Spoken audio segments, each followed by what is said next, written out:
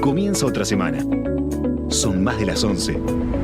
En Perspectiva propone Conexión Interior.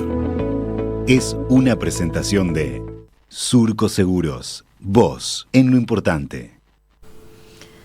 La UPIPA, la Oficina de Programación y Política Agropecuaria del Ministerio de Ganadería, Agricultura y Pesca, celebró días atrás sus 60 años. ¿Qué hace exactamente la UPIPA? ¿Cuáles son sus principales funciones y los productos que genera? Por ahí va nuestra conexión interior de hoy, ¿no, Gustavo? Sí, va por ahí, Romina, porque nosotros en este espacio solemos decir, voy a sacar el uruguayismo, ¿no? Solemos decir que tenemos una institucionalidad agropecuaria pública, también privada, muy sólida y muy distintiva, por supuesto que en la región, pero no solo en la región, sino en el contexto internacional. Realmente Uruguay tiene una institucionalidad muy sólida, muy buena, que ha generado bienes públicos a lo largo de muchísimo tiempo, y creo que es un ejemplo porque de una oficina que tiene las características que tiene, que ahora lo vamos a ver con la invitada, que a lo largo de 6 décadas haya sido un poco el tanque de pensamiento estratégico de un ministerio, que es el Ministerio de la Producción, que es una de las principales actividades que tiene el país, y eso hacerlo con luces largas prendidas, mirando lejos e incorporando diferentes dimensiones que necesariamente hay que poder incorporar, y haciéndolo con excelencia técnica. Es otra cosa que también ya aprovecho a decir, porque quizás la invitada le dé pudor hacerlo. Creo que vale la pena reseñarlo. Y bueno, y la excusa de que cumplió recientes 60 años, y hubo una celebración que se hizo acá enfrente en Presidencia con la participación del ministro actual, pero además de todos los exministros, no todos, pero muchos de los exministros de los diferentes partidos políticos que desde el retorno de la democracia hasta hoy, creo que da cuenta de la importancia que tiene esta oficina. Entonces, hoy Gustavo Pérez Berrueta mañana decía, bueno, capaz que alguien escuchó eso de OPIPA, que celebró 60 años, capaz que si a un oyente uno le pregunta, OPIPA le sonó, escucha, sabe qué es, pero bueno, poder entender un poco qué ha generado en estos años, y sobre todo cuáles son sus aportes y cuál es su visión de futuro, creo que estaba bueno, hasta para redondear un poco el año como anillo al dedo, de Conexión Interior. Exactamente.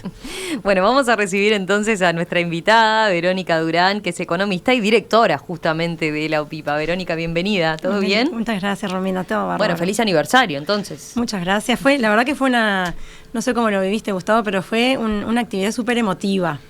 Porque nos pareció lindo juntar. Todavía hay muchos de los protagonistas del origen de la UPIPA que están vivos y lúcidos, y que participan en la creación intelectual, y entonces nos pareció lindo reunir, bueno, desde Enrique Iglesias, el primer director, parte del equipo técnico, del primer equipo técnico de OPIPA. Bueno, dijimos, bueno, vamos a juntar a todas estas generaciones y hacemos una celebración también, digamos, desde lo humano, desde la empatía de decir, bueno, acá tenemos generaciones que acaban de ingresar, incluso técnicos que ingresaron hace 2 meses, y otros que pasaron capaz que 20, 30 años de su vida trabajando en la oficina, y otros que capaz que hace 20 o 30 que no, pero que trabajaron al principio, que conocen la historia. Entonces realmente le quisimos dar también como ese toque. Vayamos a eso, a los orígenes capaz de la UPIPA. Surge allá por la década del 60, ¿no? Claro. O por lo menos en ese contexto que se empieza a pensar. Sí. Contanos un poquito. Fue en la época en que Uruguay se generó una institución que se llama la CIDE, la Comisión de Inversiones para el Desarrollo Económico, que justamente fue ese intento de pensar al país, decir, bueno, ¿cuáles son las estrategias de desarrollo económico para que el país se transforme? Y bueno, había un montón de trabajos, un montón de técnicos trabajando en distintas áreas, pero había una CIDE específica agropecuaria, que fue, digamos, el germen de OPIPA.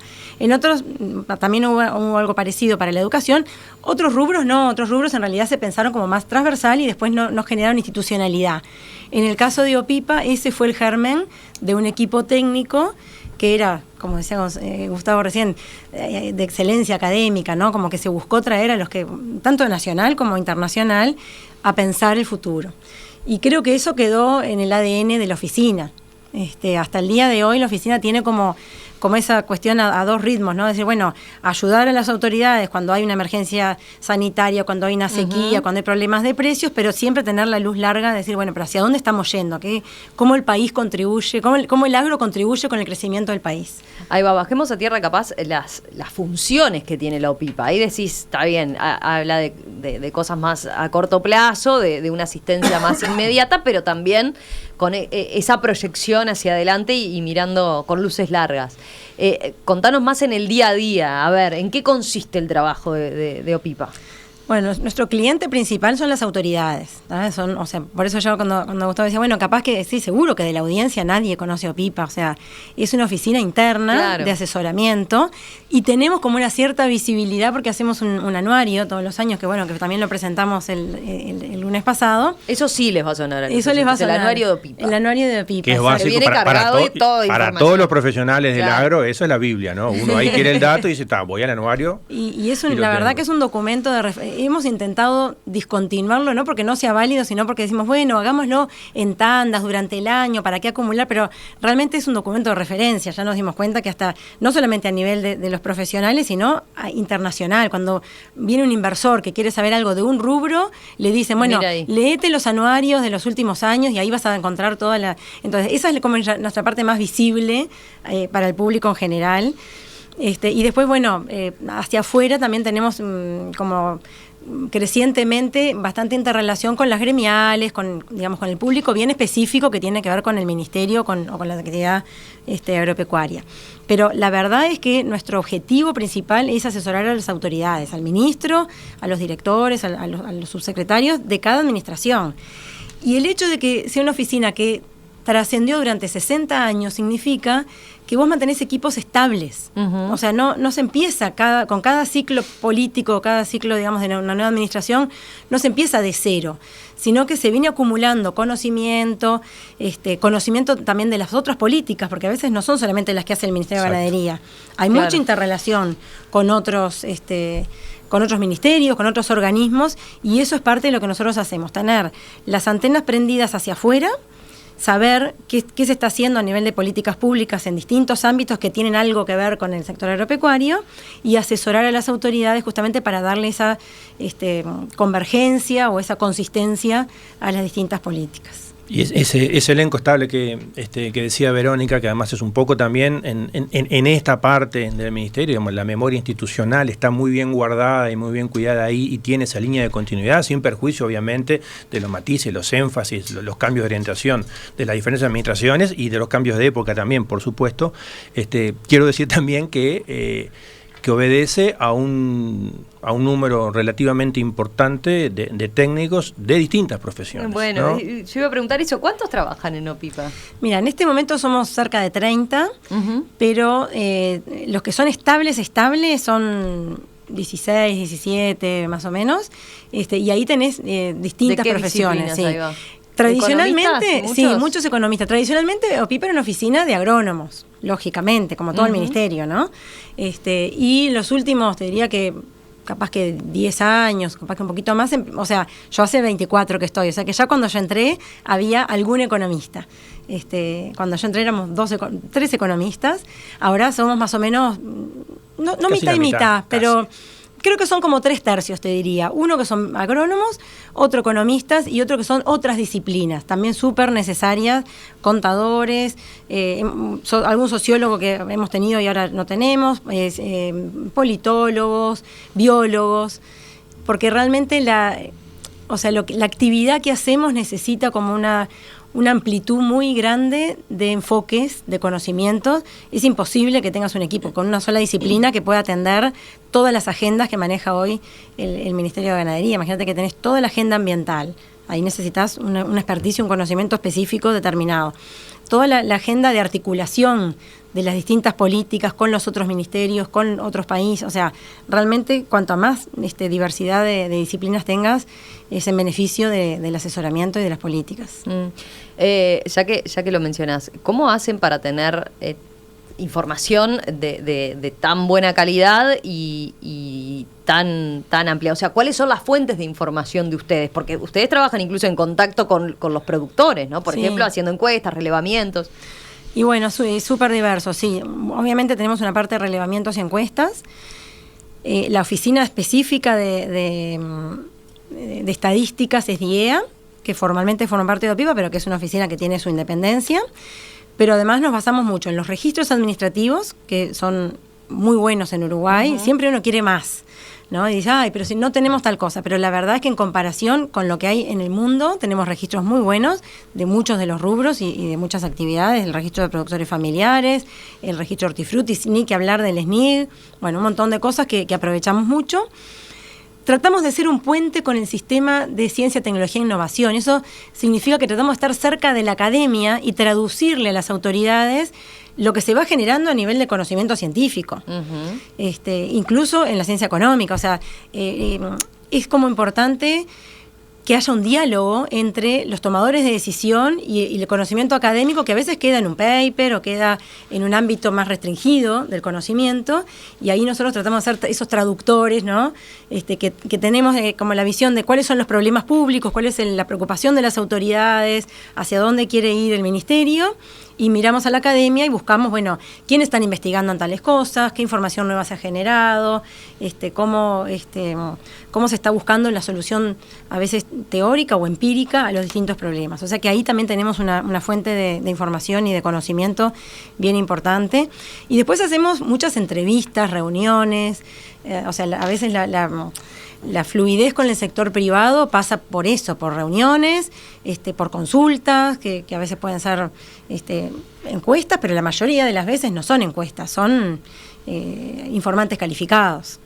Sí, y ahí hay un trabajo, Verónica, corregime si no es así, pero también, digamos, de generar investigación ad hoc frente a determinado tema, y bueno, está, frente a la demanda de, bueno, ¿qué pasa con tal cuestión? No sé, el trabajo, lo que fuera, bueno, si no está la fuente de información directamente, o es parcial, o es incompleta, bueno, ¿cómo se genera el resto? Y ahí está esa fortaleza del equipo para hacerlo.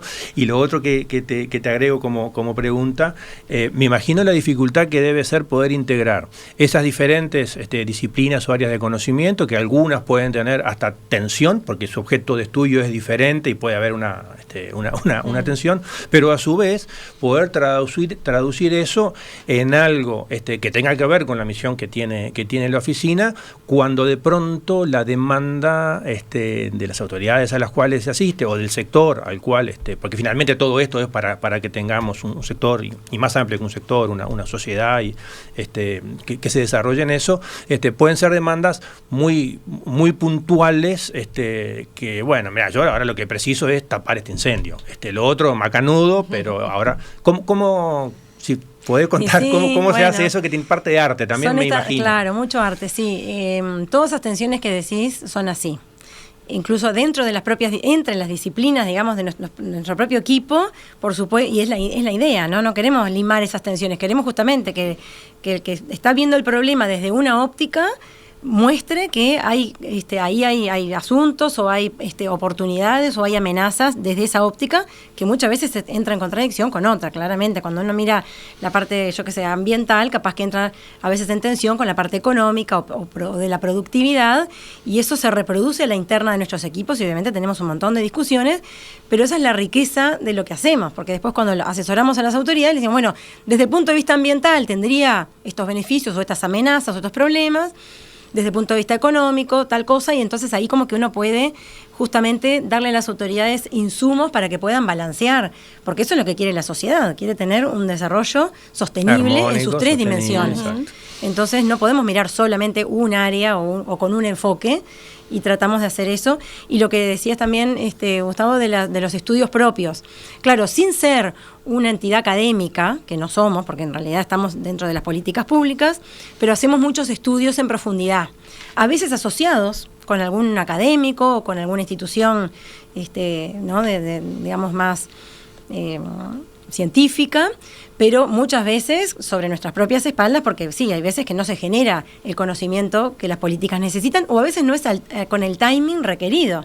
Capaz que uno dice, se está investigando esto, pero ¿y cuándo va a estar el resultado? Bueno, precisamos algo, un anticipo, una idea más general, y eso trabajamos mucho también en la parte de estudios y internamente en OPIPA.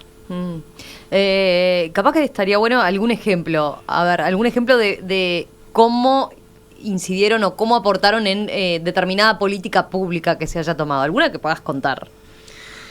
Mirá, déjame pensar, pero por ejemplo, una cosa que estuvimos trabajando mucho en los últimos 2 años, con un poco a pedido expreso del ministro Fernando Matos, fue esto de construir una senda o una visión de futuro para el sector agropecuario, ¿no? Entonces nos dijo específicamente, bueno, hay que atacar el tema, hay que pensar el tema del riego, cómo desarrollar el tema del riego en Uruguay, y un conjunto, y como que pensar un poco las prioridades o cuáles son los desafíos. ¿Con qué objetivo? Con el objetivo de que el agro pueda contribuir más dinámicamente a crecimiento sostenible del Uruguay. Y bueno, y ahí hicimos un montón de actividades, reuniendo, por ejemplo, en talleres, reuniéndonos con gremiales, empresas, tratando de identificar desde el sector privado cuáles son los obstáculos que ven para el desarrollo de las distintas cadenas. Concretamente, en el caso del riego, bueno, reunimos también a la institucionalidad pública, porque el tema del agua obviamente tiene muchos actores que están que tienen competencias o que tienen poder de decisión sobre el tema del agua. Por ejemplo, en el caso del riego, está el Ministerio de Ambiente, está la UTE, la OCE, el Ministerio de Vivienda y Ordenamiento Territorial, Ordenamiento Territorial. O sea, tenés una institucionalidad pública que ya de por sí es complejo que se pongan de acuerdo, el Ministerio de Economía, la OPP, o sea, las intendencias.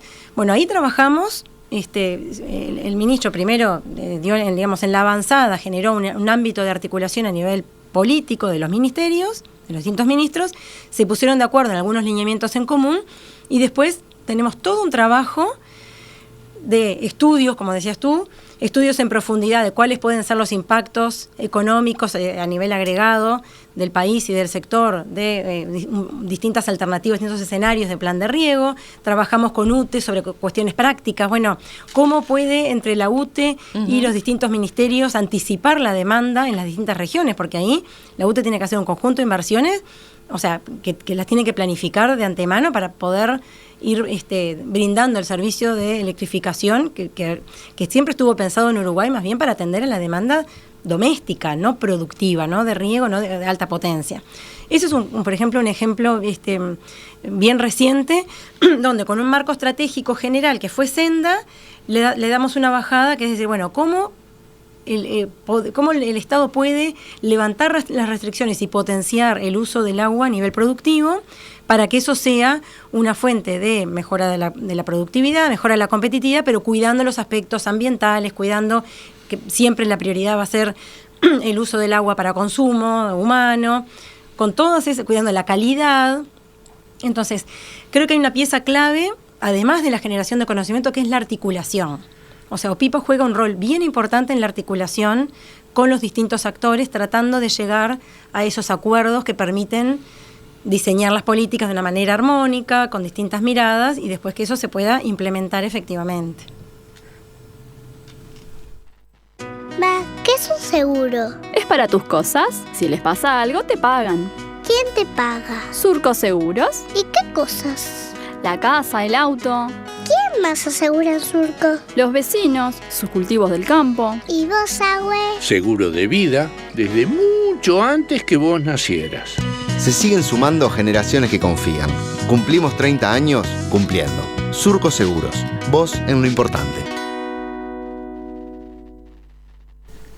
Seguimos conversando esta mañana con Verónica Durán, que es directora de OPIPA, la Oficina de Programación y Política Agropecuaria del Ministerio de Ganadería, Agricultura y Pesca, que, como veníamos viendo, bueno, nos vino bien esta celebración, estos 60 años que está cumpliendo la OPIPA, para conocer más a propósito de, bueno, cuáles son las tareas exactamente y qué hay detrás de esa institucionalidad. Gustavo, vamos con tus preguntas. Sí, yo creo ahora antes de irnos a la pausa, que Verónica contaba a partir de este ejemplo de la posibilidad del riego, lo que el oyente se haga la idea de lo que implica ese trabajo en esfuerzo, en tiempo y en materia gris, y como eso además es algo dinámico, ¿no? Permanentemente dinámico. Muy seguramente, Verónica, cuando ustedes empezaron a partir del pedido del ministro a pensar en esto, bueno, fueron surgiendo nuevos elementos justamente como consecuencia de toda esa actividad. Y eso es lo que yo trataba de decir antes que tiene algo de rigor técnico académico, pero también tiene algo de arte, de cómo poder componer todo eso e ir teniendo la capacidad, el timing de en tiempo real ir haciendo las modificaciones que la propia realidad, que las devoluciones de los actores interesados o de los limitantes, los riesgos que pueda tener, se incorporan. Y ahí planteaste algo que ya se hizo ahora, pero la pregunta es, un poco como para empezar a terminar la nota, es, bueno, ¿cuál es la visión de OPIPA de, vamos a decirlo así en términos de titular de diario, el agro del futuro? Es decir, la OPIPA, ¿qué está pensando como la propuesta del Uruguay al 2000 y largo de su sector agropecuario? Y ahí entonces te pregunto, además de esa visión, las fortalezas que Uruguay tiene para ese camino y las amenazas, los riesgos o las debilidades que eventualmente puede tener y que por lo tanto son sobre las cuales hay que trabajar. Sí, pregunta difícil. No, si cumpliste 60 años... tenemos pienso. No, una cosa que te quería, sobre la primera parte de tu comentario, que se ejemplifica bien en el caso del riego, la importancia por ejemplo, nosotros en esta propuesta que estuvimos trabajando ahora está basada totalmente en lo que el Ministerio viene haciendo desde hace muchos años. O sea, ¿no? En el caso de la gestión del agua, obviamente se viene acumulando estudios, planes, bueno, la propia ley de riego con sus modificaciones, hay una estrategia de riego de 2017, o sea que son, justamente ahí me parece que está la fortaleza institucional, es decir, no estamos inventando de vuelta desde cero un tema, sino que recogemos todo lo que ya hay hecho, en todo caso actualizamos y trabajamos, vamos como avanzando, tratando de dar pasos.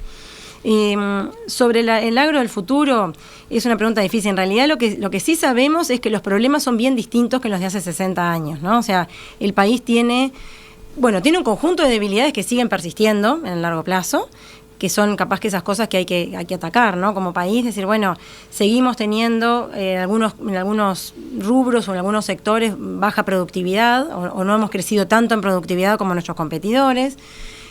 Seguimos teniendo algunas heterogeneidades dentro de los rubros, ¿no? Productores muy buenos y otros muy atrás que se van quedando afuera del sector. O sea que ahí hay temas, digamos, que son de largo plazo, que siguen siendo parte de la preocupación del sector. Y después el mundo es distinto, completamente distinto. Es un mundo que lo que ya todos sabemos, ¿no? Que va a seguir aumentando crecientemente su demanda de alimentos y de fibras, pero que también hay consumidores del mundo más reticentes a ciertas o tipos de carne o ciertas prácticas productivas, donde exigen unas características y unos procesos productivos que no todos los proveedores de alimentos del mundo pueden cumplir, pero Uruguay sí. O sea, es potenciar en definitiva lo que Uruguay hace bien, porque lo hace bien porque hace 50, 60 años o más que venimos teniendo políticas públicas de largo plazo y bienes públicos, como tú decías, y entonces ahora lo que tiene que hacer el país es mostrar eso, valorizar muchas veces eso en los mercados, encontrar los nichos de mercado que capaz que algunos están subexplotados para el Uruguay, porque son más distantes. Claro, el mundo es... O sea, siempre es más fácil comerciar con culturas más parecidas, ¿no? Occidentales, que hablan inglés, o que con otros países que tenemos distancias culturales mayores. Pero ahí hay un desafío y una oportunidad enorme para el Uruguay, justamente llegar a esos otros mercados que tienen, digamos, valorizan mucho nuestros productos y que van a tener una demanda creciente de lo que nosotros producimos.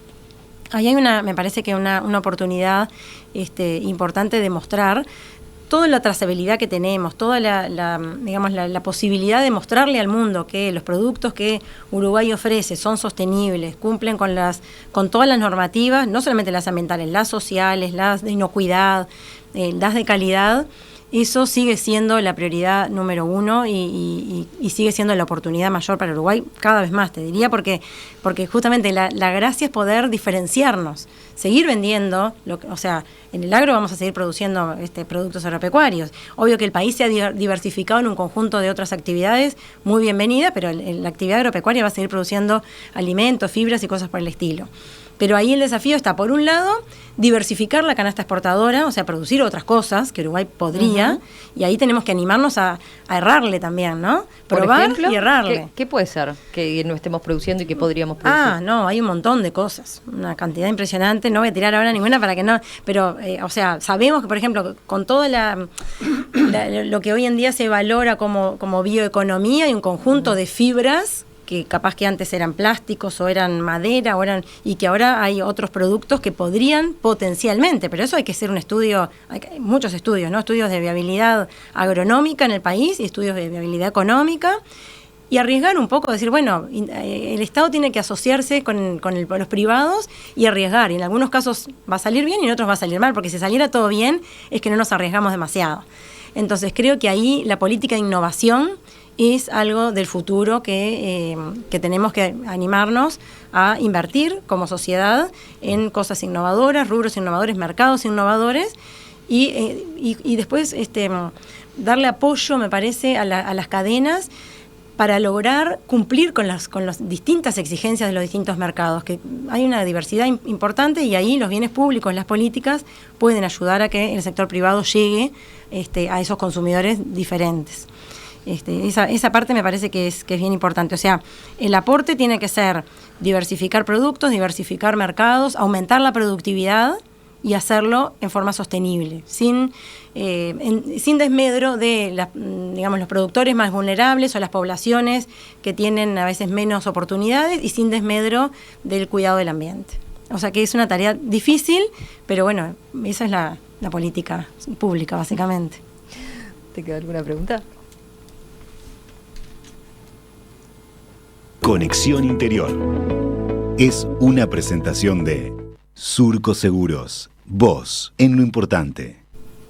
Economista Verónica Durán, directora de OPIPA. Gracias, Verónica, un placer tenerte por acá, y gracias por acercarnos la OPIPA a los oyentes, a nosotros, para saber entonces qué hacen en el día a día, qué es lo que está detrás cuando leemos el famoso anuario estadístico de la OPIPA.